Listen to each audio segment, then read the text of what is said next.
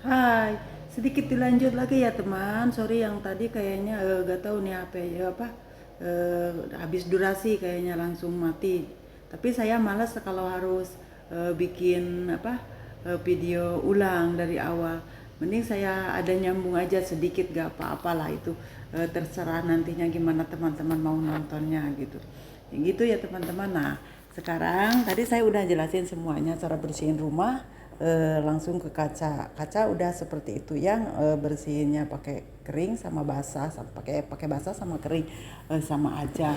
Terus di sini ruangan ini kan kebetulan ada meja ini sebenarnya bisa meja makan sekaligus ada kompor-kompor buat angetinnya gitu. Kalau misalkan nanti teman-teman menemukan hal-hal yang gini, bisa dibersihkan, ininya bisa diangkat-angkat dulu, dilap-lap dulu. Ini terus ada filter debunya nih, ini kaca jadi kita bisa bersihkan ya, jangan sampai debu-debu. Ini bisa dibersihkan, terus ini juga bisa dibersihkan nih teman, bisa dibuka. Nah, ini bisa kita cuci nih, yang ininya penyaring ininya bisa kita cuci gitu. Jadi kita bersihkan seperti itu ya teman-teman. Udah semuanya kayak wastafel apa gitu, udah pasti itu. Kalau yang gitu-gitu teman-teman pasti udah tahu eh, cara-caranya seperti itu. Nah, kenapa saya membicarakan masalah pekerjaan ini atau memberi contoh masalah kerja mengerjakan pekerjaan ini? Soalnya seperti yang sudah saya jelasin di video sebelumnya teman-teman, ternyata banyak calon mbak itu yang belum paham, terutama yang muda-muda, cara bagaimana mengerjakan pekerjaan itu, cara ngepel, cara nyapu. Mereka eh, banyak masih kurang tahu gitu. Terus cara membersihkannya harus dari mana gitu. Kalau tadi kan saya contohkan dari atas terus ke bawah, terus sapu gitu. Kalau itu kan jadi kita dari atas semua debu turun dulu baru nyapu. Kenapa saya membicarakan atau bicara kok banyak orang yang nggak tahu atau apa. Nah, seperti yang udah saya jelaskan di video yang sebelumnya itu, saya pernah di yayasan. Di situ saya banyak tahu, ternyata banyak perempuan mbak-mbak, calon pekerja yang masih belum paham cara mengerjakan pekerjaan-pekerjaan rumah itu. Yang mungkin kan kalau mereka di rumahnya misalkan sebelum ada keinginan untuk kerja atau sebelum ada niatan untuk kerja di orang, kalau di rumah kan biasanya mau malas-malasan, mau bantuin mamanya untuk mengerjakan atau enggak juga, mungkin suka-suka mereka mungkin gitu. Jadi misalkan di rumahnya gak pernah ngerjain apa-apa, tapi suatu ketika dia sudah memiliki keinginan untuk memiliki uang sendiri atau apa, di situ ada niat kerja. Nah, akhirnya dia mau bekerja dan ternyata ke masalah pekerjaannya tuh mereka kebanyakan belum ngerti, mungkin seperti itu.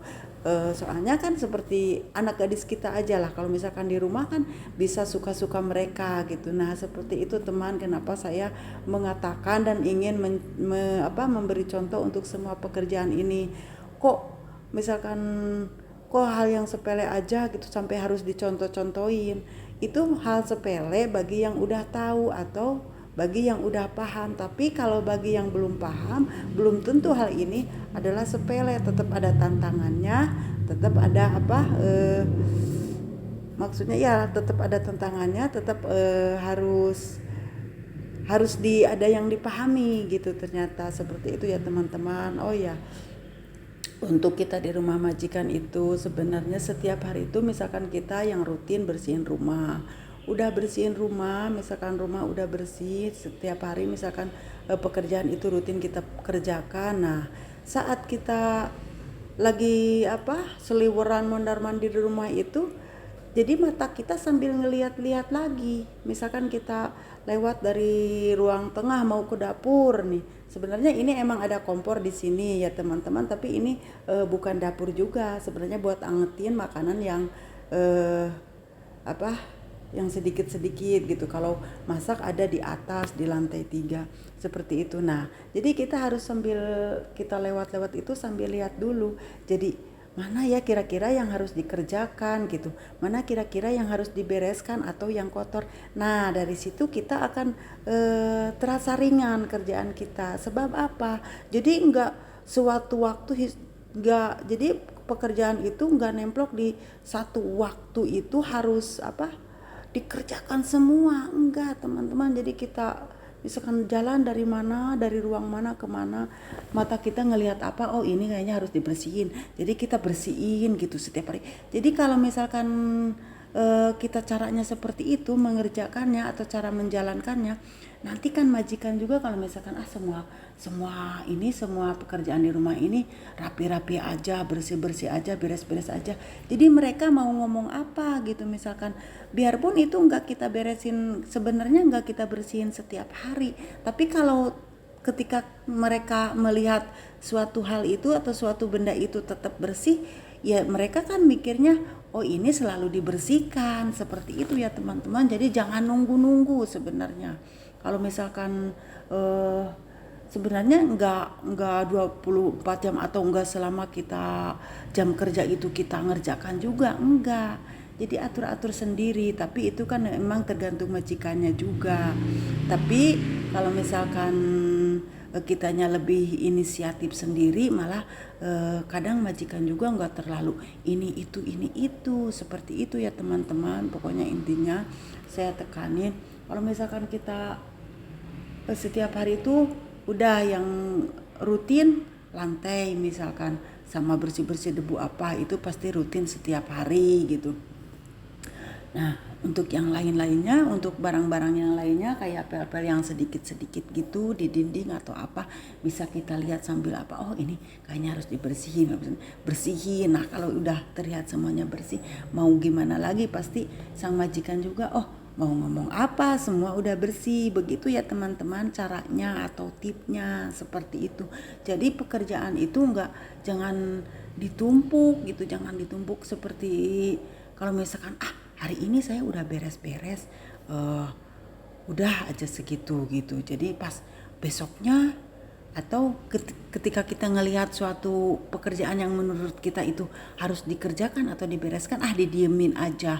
Pas udah apa atau nunggu disuruh atau apa. Kalau udah gitu kan kitanya jadi repot, jadi seolah-olah di waktu itu, di hari itu, di saat itu semua harus kita kerjakan. Jadi seperti itu ya teman-teman caranya.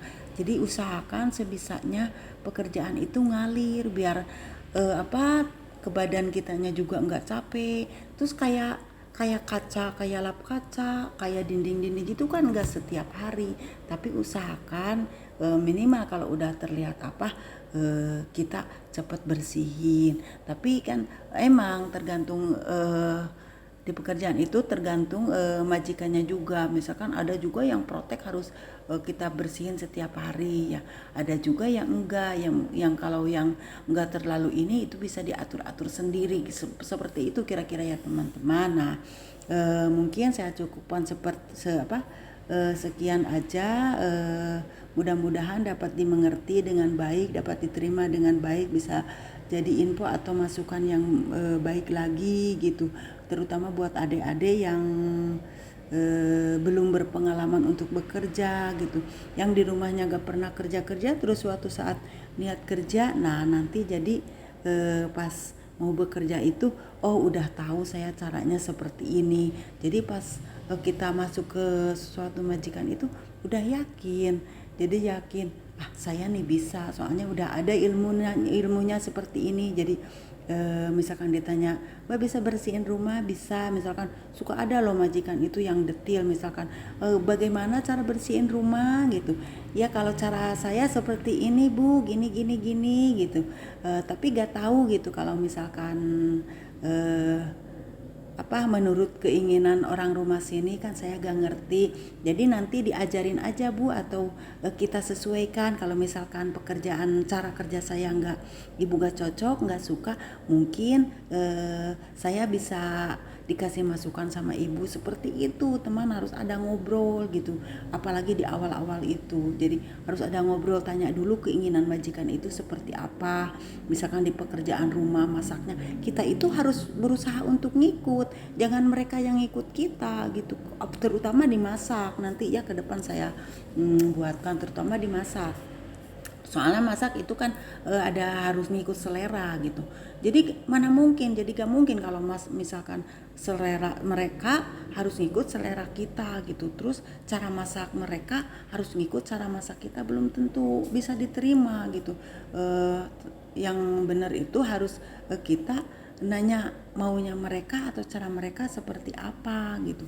Tetapi ada juga kalau misalkan majikannya yang gak mau ribet atau gak mau pusing, terserah kamu, ya itu terserah kita kalau misalkan yang seperti itu. Tapi yang di rumah itu ada aturan, misalkan masak harus seperti ini, rasanya harus segini, itu harus beda sih, pasti beda sama masakan-masakan kita di kampung. Terutama kan kalau kita pasti kebanyakan yang bumbunya atau minyaknya itu. Pokoknya nanti ya teman, insya Allah kedepannya mudah-mudahan ada waktu saya usahakan untuk memberi info lah buat semuanya gitu, saya coba di praktekan gitu. Ya udah, cukup sekian ya teman-teman, video kali ini.